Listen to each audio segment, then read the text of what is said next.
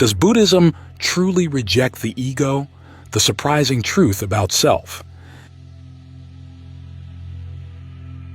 Years back, many Buddhist teachers in the West began using the term egolessness to explain the Buddha's teaching on not-self. Since then, egolessness has come to mean many things to many people. Sometimes, egolessness is used to mean a lack of conceit or self-importance. Sometimes a pure mode of acting without thought of personal reward. In its most extended form, though, the teaching on egolessness posits a fundamental error of perception. That despite our sense of a lasting, separate self, no such self really exists. By trying to provide for the happiness of this illusory self, we not only place our hopes on an impossible goal, but also harm ourselves and everyone around us. If we could simply see the fallacy of the ego and understand its harmful effects, we would let it go and find true happiness in the interconnectedness that is our true nature. At least that's what we're told, and often with a fair amount of vehemence.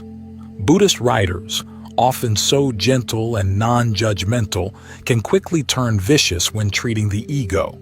Some portray it as a tyrannical bureaucracy deserving violent overthrow. Others as a rat-like creature, nervous, scheming, and devious, that deserves to be squashed. Whatever the portrait, the message is always that the ego is so pernicious and tenacious that any mental or verbal abuse directed against it is fair play in getting it to loosen its foul grip on the mind. But when people trained in classical Western psychotherapy read these attacks on the ego, they shake their heads in disbelief. For them, the ego is not something evil.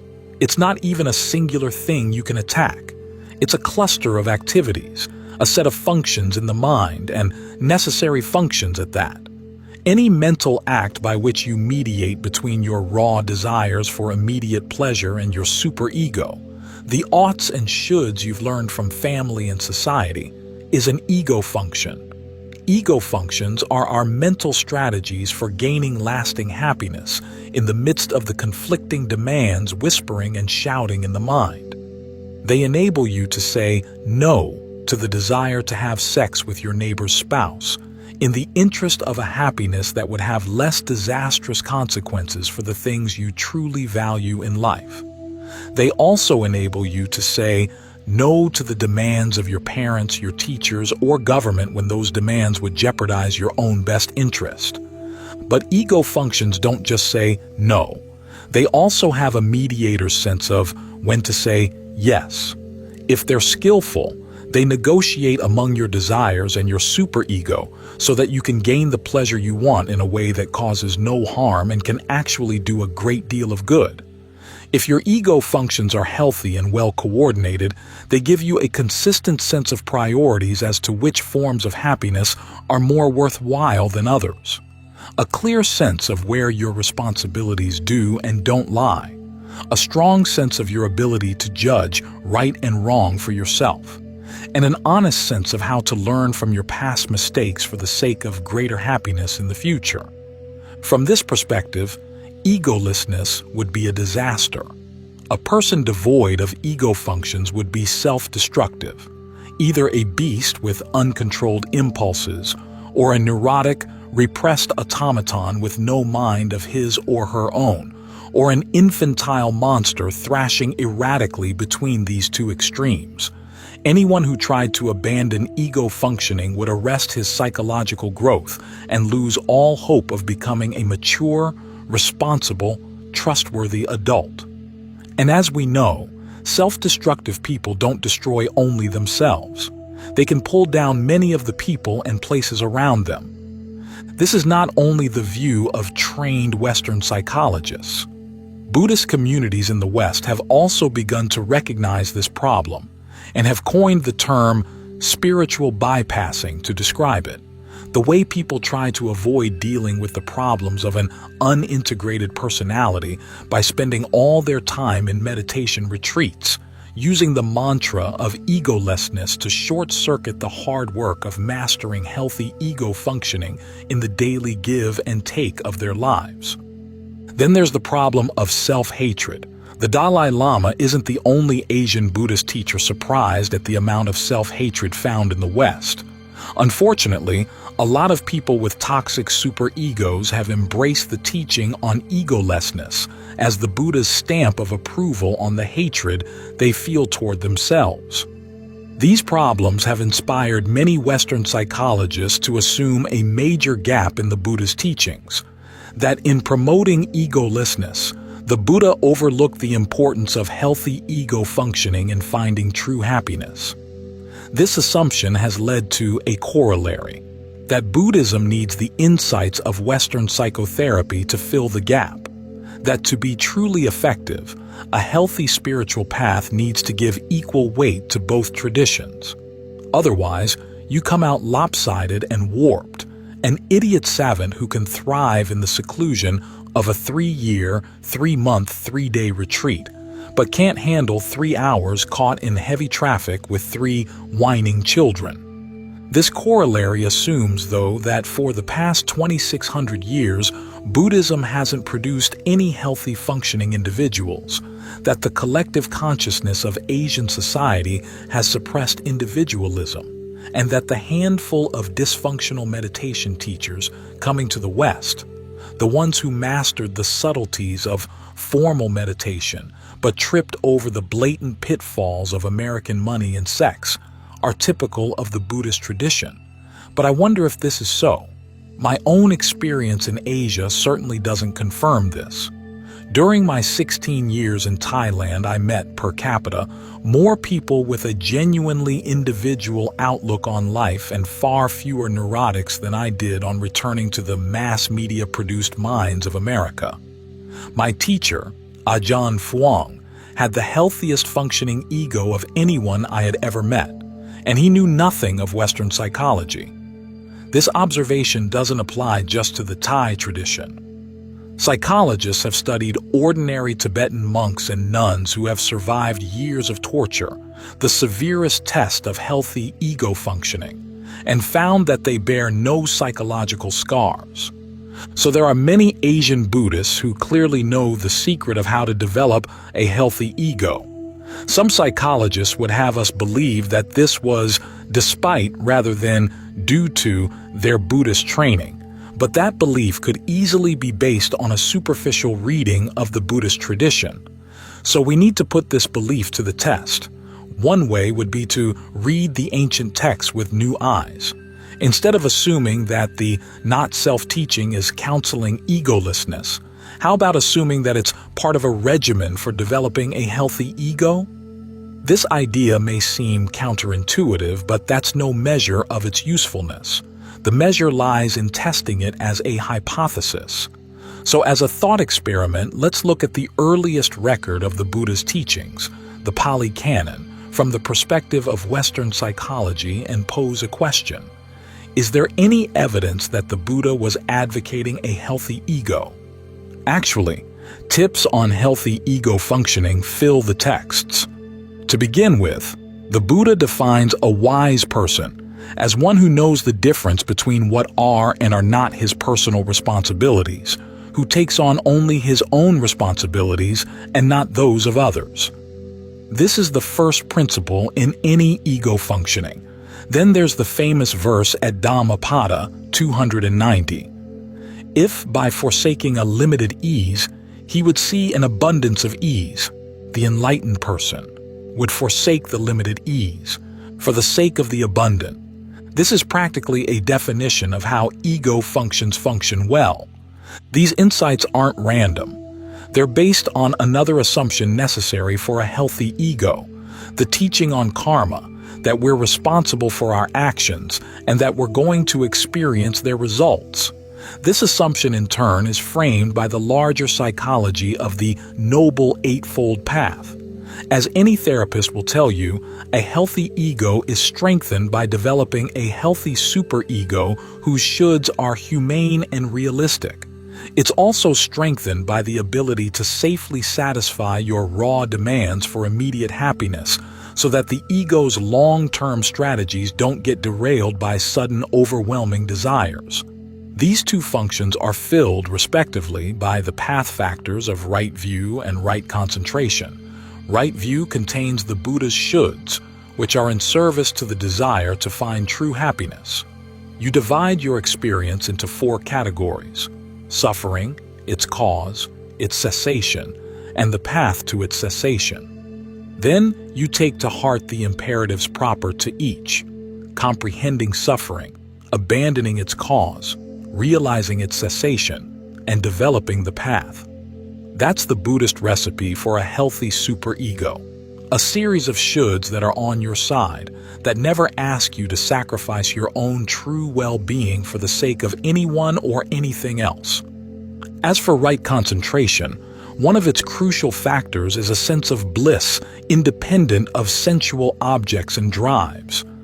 When you've gained some skill in meditation and can tap into that bliss whenever you want, you can satisfy your desire for immediate pleasure, at the same time weakening any demand that the pleasure be sensual. As the Buddha once noted, people pursue sensual pleasure with all of its inherent limitations simply because they see no other alternative to physical and mental pain. But once you've mastered this more refined alternative, you've found a new way to feed the demand for pleasure right now, freeing the ego to function more effectively. The wisdom of the ego. You have also learned the key to the Buddha's strategy for true happiness. It is possible to taste an immediate gratification that causes no harm to yourself or anyone else. Genuine happiness doesn't require that you take anything away from anyone, which means that it in no way conflicts with the genuine happiness of others. This understanding is revolutionary. For people dependent on sensual pleasures, happiness is a zero-sum affair. There are only so many things, only so many people to go around. When you gain something, someone else has lost it. When they've gained, you've lost. In a zero-sum world, the pursuit of your own happiness constantly has to be negotiated and compromised with that of others. But when people access the bliss of right concentration, they've found a way to satisfy their own desire for happiness in a way that can actively augment the happiness of those around them. When they're more content and at peace within, they radiate a healthy influence in all directions. This is how healthy ego functioning, from the Buddhist perspective, benefits others as well as yourself. The classic image illustrating this point is of 2 acrobats. The first standing on the end of a vertical bamboo pole, the second standing on the shoulders of the first. To perform their tricks and come down safely, each has to look after his or her own sense of balance. In other words, life is a balancing act. In maintaining your balance, you make it easier for others to maintain theirs. This is why, in the Buddhist equation, the wise pursuit of happiness is not a selfish thing. In fact, it underlies all the qualities traditionally associated not only with the path the Buddha taught to his disciples, but also with the Buddha himself: wisdom, compassion, and purity. Wisdom, the Buddha says, starts with a simple question: what when I do it will lead to my long-term welfare and happiness? The wisdom here lies in realizing that your happiness depends on what you do, and that the pursuit of happiness is worthwhile only if it's long-term. The test of how far your wisdom has matured lies in the strategic skill with which you can keep yourself from doing things that you like to do, but that would cause long-term harm, and can talk yourself into doing things that you don't like to do, but that would lead to long-term well-being and happiness. In other words, mature wisdom requires a mature ego. The ego basis for compassion is depicted in one of the most delightful stories in the canon. King Pasenadi, in a tender moment with his favorite consort, Queen Malika, asks her, "Is there anyone you love more than yourself?" He's anticipating, of course, that she'll answer, "Yes, Your Majesty, you."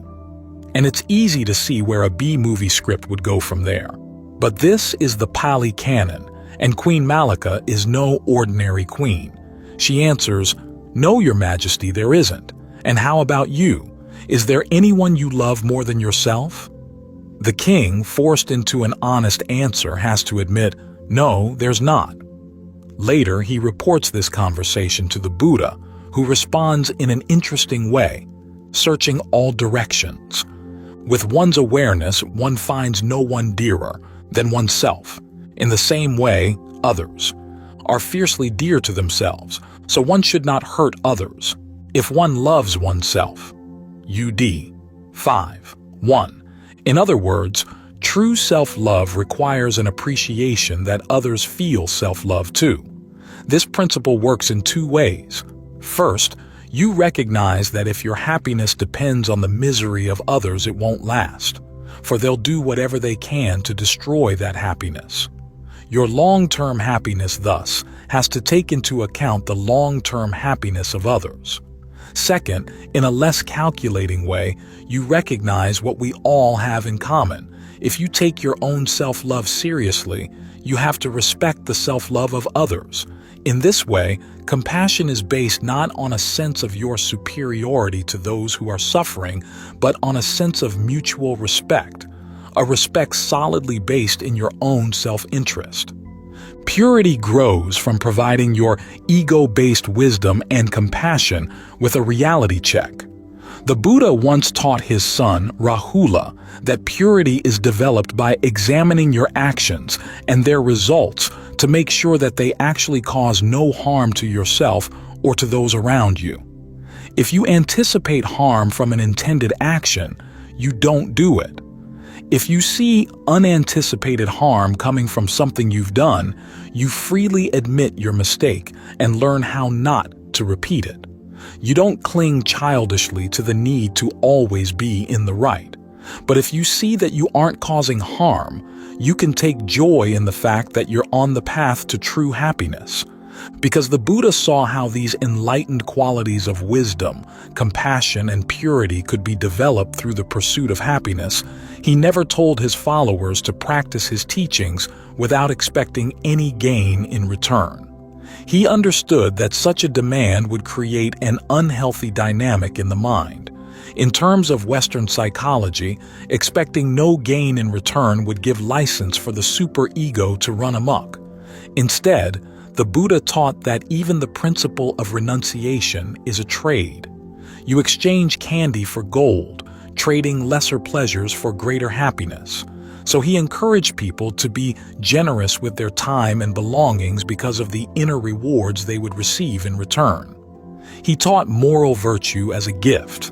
When you observe the precepts without ifs, ands, or buts, you give unconditional safety to all other beings, and in return you receive a share of that safety as well. Even when advocating that his disciples abandon their sense of self, the Buddha justified this teaching on the basis of the rewards it would bring. He once asked his monks, "If anyone were to burn the trees in this monastery, would you suffer with the sense that they were burning you?"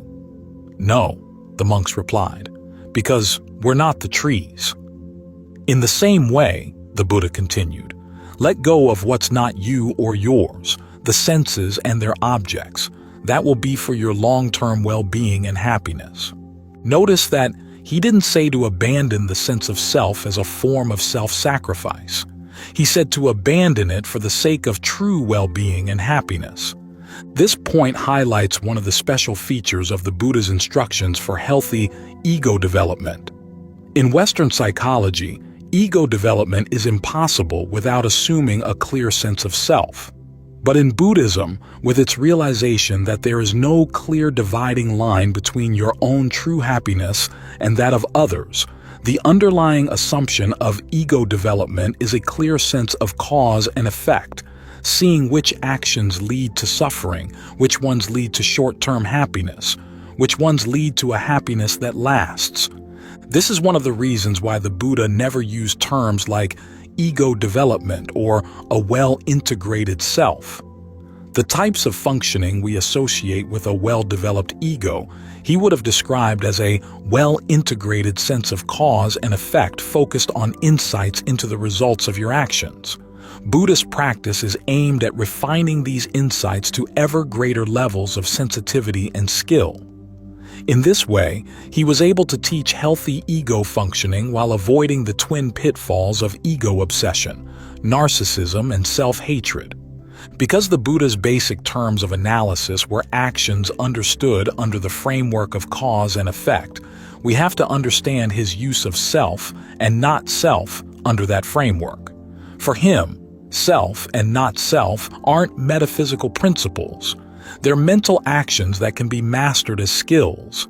This is why he was able to use both concepts freely in his teaching. When the concept of self was conducive to skillful action, he would talk in terms of self not only on the level of generosity and virtue, but also on the level of meditation. If you think that meditation is an exercise in not self from the very beginning, read the discourses on mindfulness and you'll be surprised at how often they describe the meditator's internal dialogue in terms of I, me, and mine. As for the concept of not self, the Buddha would advise using it whenever unskillful attachment to things or patterns of behavior got in the way of your happiness. In effect, he would have you drop unhealthy and unskillful ways of self-identification in favor of ways that were more skillful and refined. Only on the highest levels of practice, where even the most skillful concepts of self get in the way of the ultimate happiness, did the Buddha advocate totally abandoning them. But even then, he didn't advocate abandoning the basic principle of ego functioning. You drop the best happiness that can come from a sense of self because an even greater happiness, nibbana, totally timeless, limitless, and unconditioned, appears when you do. So this is where our thought experiment has led. If you open your mind to the idea that the Buddha was actually advocating ego development instead of egolessness, you see that there's nothing lopsided or lacking in his understanding of healthy ego functioning.